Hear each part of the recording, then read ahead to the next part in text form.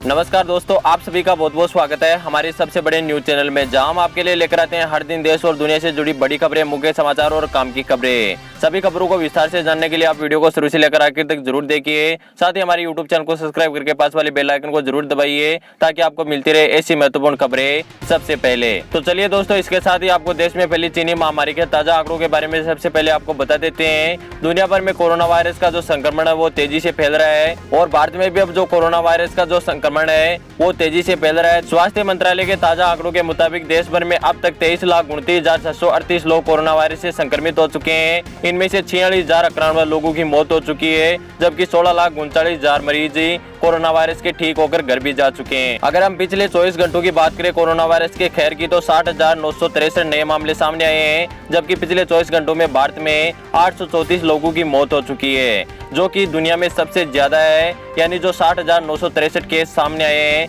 वो अब तक दुनिया में सबसे ज्यादा केस सामने आए पिछले 24 घंटों में। इसके साथ ही मैं आपको बता दूं, अमेरिका में 52,956 और ब्राजील में 54,993 नए मामले कोरोना वायरस के सामने आए हैं और भारत में 60,963 मामले हैं, जो कि दुनिया में सबसे ज्यादा है। इसके साथ ही चलते हैं अगली बड़ी खबर की तरफ।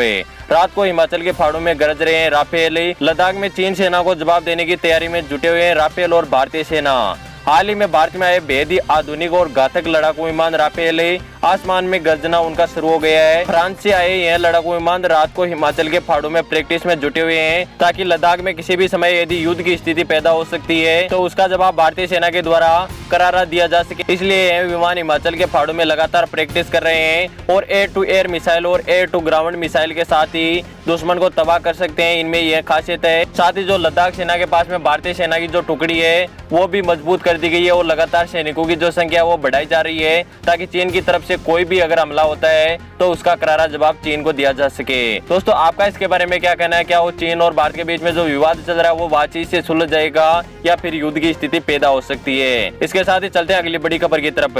बंगाल इमाम एसोसिएशन के चीफ ने दी धमकी, कहा बीजेपी ज्वाइन करेगा अगर कोई भी मुसलमान है तो वह मुसलमान नहीं माना जाएगा और उसे समाज से बाहर किया जाएगा। बंगाल इमाम एसोसिएशन के चीफ मोहम्मद याहिया ने कहा कि बीजेपी और आरएसएस मुस्लिम के विरोधी है। जो भी मुसलमान बीजेपी से जुड़ते हैं उनका ध्यान रखना होगा, कल उनके खिलाफ आवाज उठेगी। अगर कोई भी मुसलमान बीजेपी ज्वाइन करता है तो उसको मुसलमान नहीं माना जाएगा। साथ ही उन्होंने राम मंदिर बनने को लेकर भी सवाल उठाए हैं। उन्होंने कहा कि अयोध्या में बीते 5 अगस्त को हुए राम मंदिर के भूमि पूजन पर सवाल उठाए। इमाम ने कहा कि जब एक पुजारी और उनका साथी कोरोना पॉजिटिव पाया जा चुका है तो प्रधानमंत्री वहां क्यों गए? कोरोना वायरस फैलने के कारण तबलीगी जमातियों के खिलाफ तो एक्शन लिया गया था, लेकिन अयोध्या में ऐसा कार्यक्रम क्यों हुआ? तो दोस्तों, मैं आपको बता दूं कि भारत में जो हिंदू और मुसलमानों का जो भाईचारा है वो कायम है और हर समय रहेगा। तो ऐसा बयान देने वाले गद्दारों को देश से बाहर निकालना चाहिए या नहीं, आप हमें नीचे कमेंट करके जरूर बताएगा। इसी के साथ चलते हैं अगली बड़ी खबर की तरफ। 15 अगस्त को भारत रचेगा इतिहास। अमेरिका के टाइम स्क्वायर में लहराएगा तिरंगा। अमेरिका के प्रसिद्ध टाइम स्क्वायर की चर्चा पूरी दुनिया में होती है। टाइम स्क्वायर न्यूयॉर्क की सबसे भीड़भाड़ वाली और पसंदीदा जगहों में गिना जाता है। ऐसे में इस बार 15 अगस्त को न्यूयॉर्क में रहने वाले भारतीय पहली बार टाइम स्क्वायर पर भारत का तिरंगा लहराते हुए दिखेंगे। ऐसा पहली बार होगा जब भी अमेरिका के न्यूयॉर्क शहर में इस बार खास स्थान पर तिरंगा लहराया जाएगा। तो ये हमारे देश के लिए बहुत ही खुशी की खबर है कि अब की बार 15 अगस्त को हमारा जो भारत का तिरंगा है वो अमेरिका में भी लहराया जाएगा, जिसके बाद में एक इतिहास रच देगा भारत। तो दोस्तों, आप भी यदि इससे खुश है तो आप वीडियो को लाइक जरूर कीजिएगा। इसके साथ ही चलते हैं अगली बड़ी खबर की तरफ। आ गई है कोरोना वायरस की दवा। रूस ने बनाई कोरोना वायरस की वैक्सीन।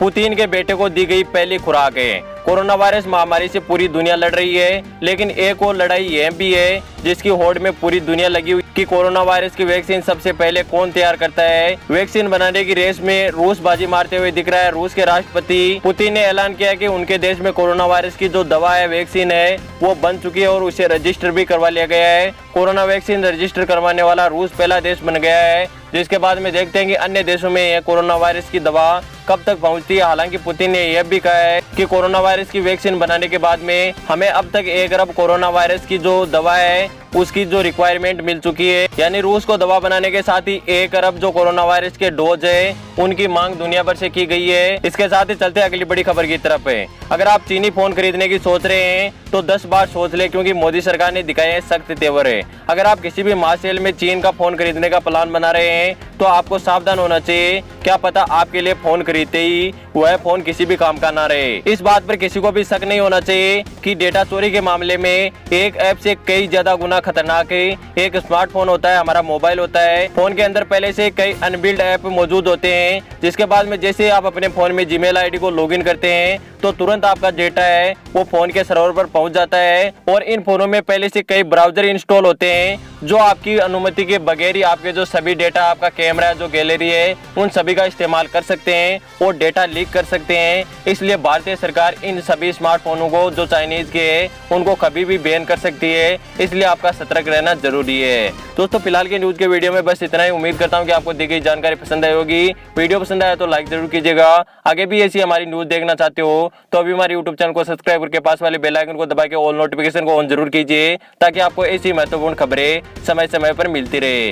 दोस्तों मैं मिलता हूं आपको किसी नेक्स्ट वीडियो में, तब तक के लिए धन्यवाद। जय हिंद, वंदे मातरम।